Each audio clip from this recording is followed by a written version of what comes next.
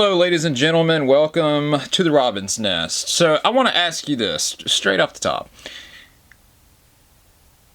Why do we have an issue with team orders in Formula One? But evidently in NASCAR, it's not a massive scandal when it takes place. When a team tells another one of their drivers to do something to benefit, whoever. Why is that not a massive scandal? If you'll remember a couple of weeks ago, there were team orders between McLaren and Formula One, and I think Piastri was told to hold position, not pass Lando, or something to that effect. And everyone lost their minds. It was huge. It was like front page news that, oh my God, we're having team orders again influence the outcome of races. But when you have something like what happened yesterday take place, it's a footnote. And let me tell you what I'm talking about. So Josh Berry, who drives for the Wood Brothers, it is a Penske satellite team, Penske affiliated team. And Josh, in the final stint of that race, caught Ryan Blaney, who was leading the race. Ryan drives for Penske. Ryan is actively in the playoffs. Josh has already been eliminated. If Ryan were to have won that race yesterday, he would automatically get transferred to the next round. Okay, he'd automatically get a pass, which, it's all nonsense, but that's the game that they have to play. Josh didn't have any problem passing anyone that he caught in that last stint, and then he catches Ryan, and wouldn't you know it, he can't pass him. And so you could argue that maybe it's because of the terrible car and dirty air, because that does play a factor with the next gen. Everyone knows that. But when Josh had no issue passing anyone else that he caught, but Ryan, he couldn't get around.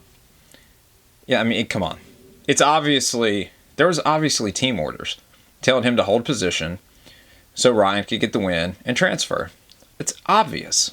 And this should be a national scandal.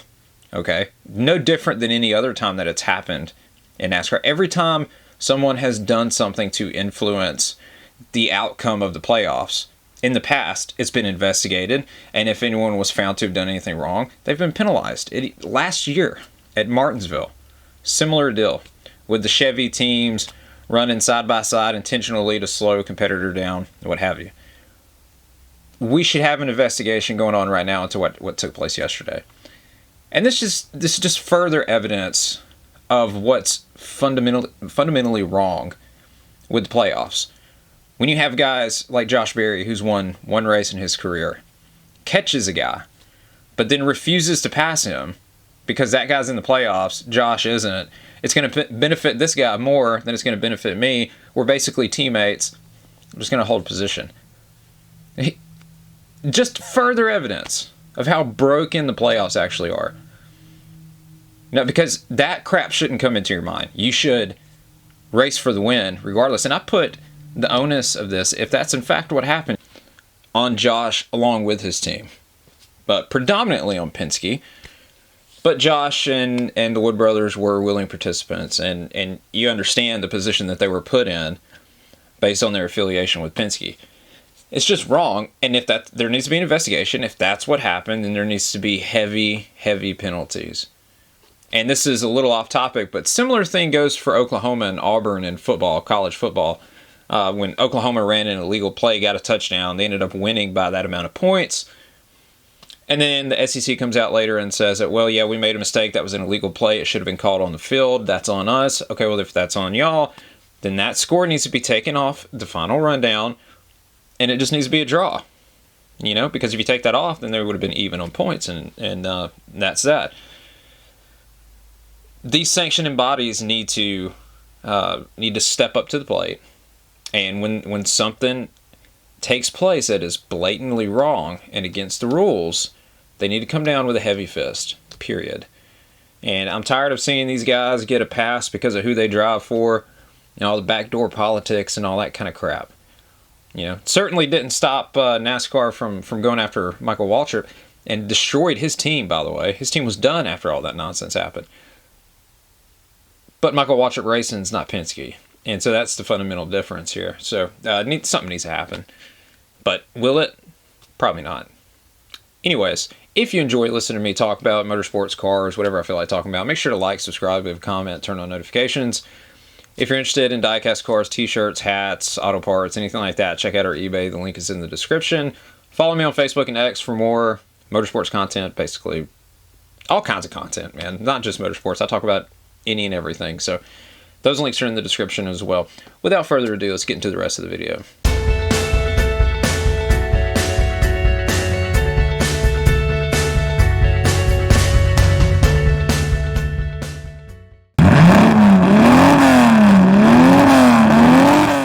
So yesterday was the Charlie Kirk Memorial, and man, it was a beautiful thing.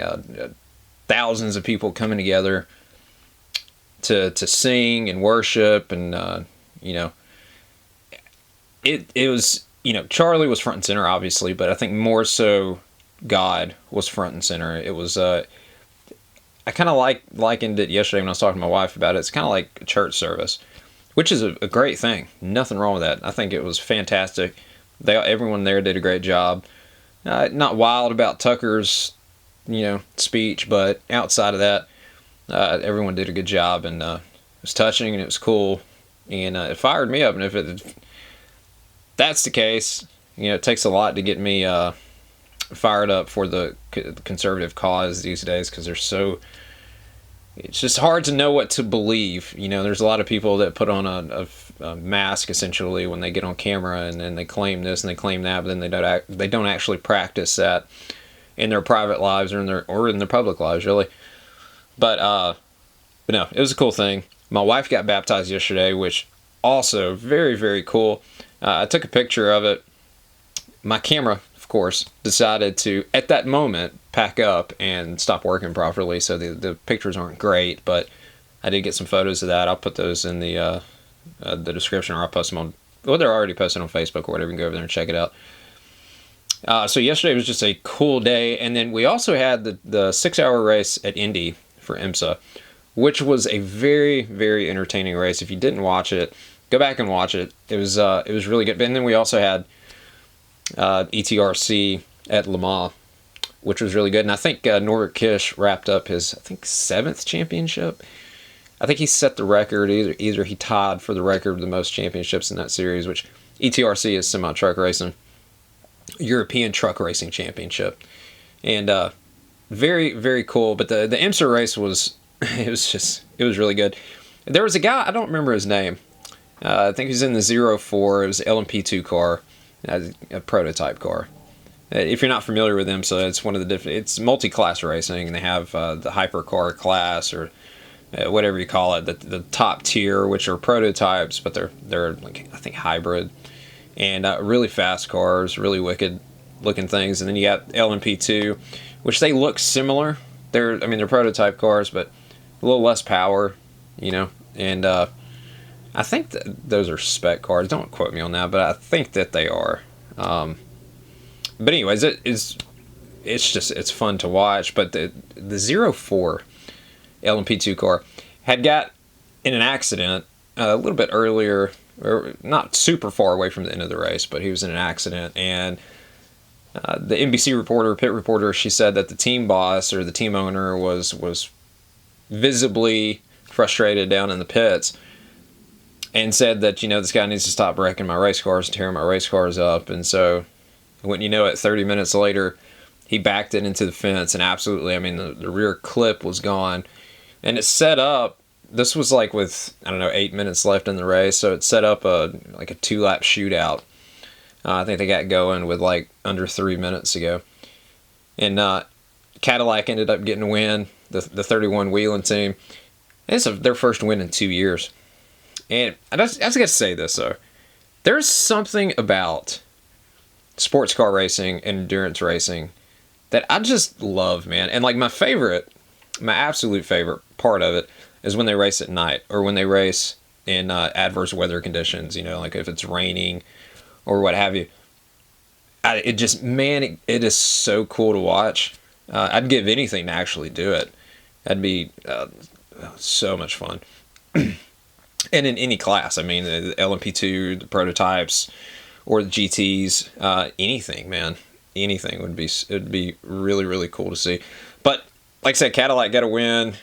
Yeah, they got a 1-2, and so that was very, very cool. I highly suggest going back and watching that. So I made some videos over the weekend of old car advertisements. And basically because I didn't have time to do a podcast. We're really, really busy this weekend. And so I just wanted to keep some content flowing. And so I made one last night, or yesterday afternoon, of 90s automotive commercials. I mean, car commercials, oil commercials, auto parts store commercials, stuff like that. And I forgot until I went back and started watching this stuff just how much better advertising as a whole was back in the 90s. It's almost as if now, because there's so many different media outlets, so many different ways to consume media, that everything just gets watered down, because I mean, I really don't know the reason why, but it just seems to me that maybe that's what it is. I don't know. But there's no question that back in the day, the ads were way better in quality, entertainment value, so on and so forth. They were actually funny. Whereas if you look now, I'll give you a perfect example, Liberty Mutual, or the ads that I think they have the ostrich or whatever it is. They're awful, okay? They attempt to be funny. They're not. They are just unbelievably stupid. And every time one comes on, it's like gritting my teeth to have to get through it. And it's not just the ones with the bird, where I can't remember what it actually is that's in the ads, but they have the other ones where the people are standing out in front of the Statue of Liberty, and they're saying really stupid stuff, like the guy that's like, "What if I get in the water?" Like it's just not. It's not fun. It's not funny. It's not entertaining. It's annoying. Whereas back in the day, that wasn't really the case. I mean, yes, you had some that were like that, but for the most part, they were all entertaining. And you could push buttons. You could say things that were, that could potentially be taken as offensive, and you could get away with it because people were, not a bunch of babies like they are now. No offense, but people wear their feelings on their sleeves nowadays. So if you push the envelope at all, you'll have the cancel culture mob come after you and try to run you out of town. But I suggest I'll put the link in the description so you can go and watch. You can see what I'm talking about. And I'll give you another perfect example is the Slim Jim commercials from back in the day. So Slim Jim was really heavily involved in NASCAR back in the 90s. And so I remember I saw commercials all the time because I've watched NASCAR since I was a kid. They were also involved with wrestling. And so like their ads was Macho Man Randy Savage. And they're starting to bring that back a little bit. And I've noticed at the store that they've got like the macho stick or whatever it is, which is really a real thick beef stick or whatever. But they're starting to bring it back because people loved those ads. They were highly entertaining. Like I watched wrestling back in those days. Don't anymore, but I did back then. And so when you have the crossover, WCW was heavily involved in NASCAR. Kyle Petty drove a WCW sponsored car. Blaze Alexander drove one, so on and so forth. There were several people. I think Lance Hooper drove one. And just marketing as a whole was just smarter. They took more chances. I think they reached a wider audience because of what they were doing back then. You look at now, and I don't know too. It may have something to do with the fact that the generation behind me is old enough now to where they're holding down some of these jobs behind the scenes, behind the camera. And no offense, it's not everybody in the generation behind me, but a large portion of them they don't have the same kind of humor or understanding as what we did. I'm not saying that we're smarter or anything like that. I'm just saying that our humor is totally different than most people, in the generation behind us.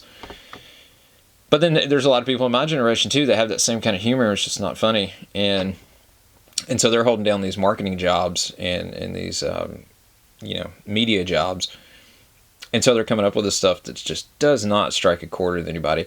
I think if you go 10, 15 years down the road, Whereas now you look back at stuff from the 2000s and the 90s and it's iconic and you're like, man, yeah, I remember that. 10, 15 years from now, is that going to be the case with what's going on right now? Are you going to be able to look back down the road and say, man, I remember that one. That was really good. And whatever, I'm not even talking about ads, just anything as far as media is concerned. Music, film, anything like that. It's like Formula One is a good example. They built that movie up. I was actually halfway excited about it, other than the fact that it was clearly woke. But other than that, I was pretty excited about it. And then it just kind of it wasn't very good, But anyways, I can go down a rabbit hole talking about this. I really just wanted to talk about the team order situation in NASCAR and the fact that we don't have an investigation. There needs to be one. I push for that hot and heavy, 100%. That needs to take place. If you enjoy listening to me ramble about motorsports, cars, whatever I feel like talking about, make sure to like, subscribe, leave a comment, turn on notifications, the works. If you're interested in diecast cars, t-shirts, hats, auto parts, basically anything, check out our eBay. The link is in the description. Also follow me on Facebook and X for more motorsports content and anything else, really. Post on both of them all day, every day, and it's not just racing, basically anything that comes to mind. So check those out. Like I said, the links are in the description. As always, thank y'all for watching. It means a lot. I appreciate it. Until next time, God bless. We'll see you. Peace.